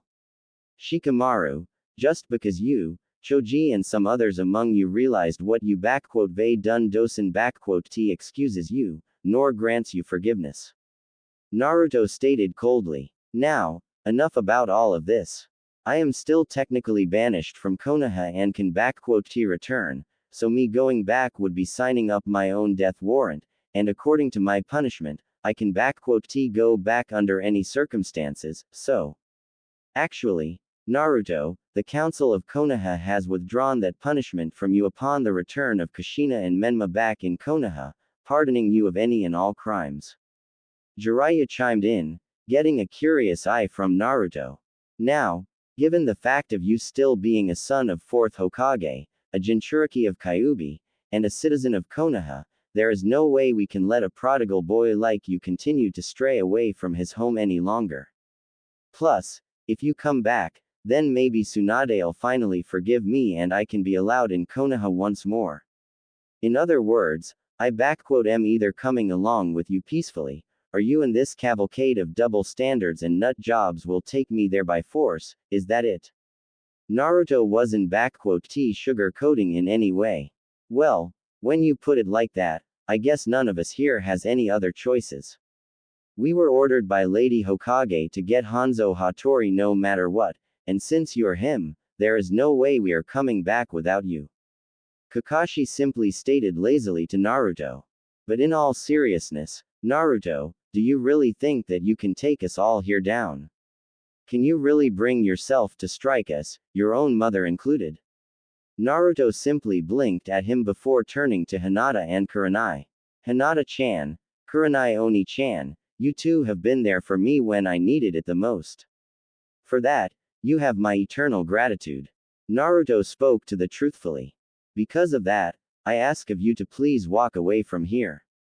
My quarrel is not with you, but with the rest of them, and should you remain in here, I will not be holding any responsibility for what you may witness. I have no desire to fight you or to harm you in any way, so I ask of you to walk away. Kurenai and Hinata looked at him surprised, before Hinata and Kurenai both nodded to him and decided to follow Naruto's advice, using Shunshin to get out there, shocking the rest of the shinobi here. Hey, what the hell was that? Why do those two get a pass and we don't? Ino shouted at him. And are you really that dumb that you think you can take us all by yourself?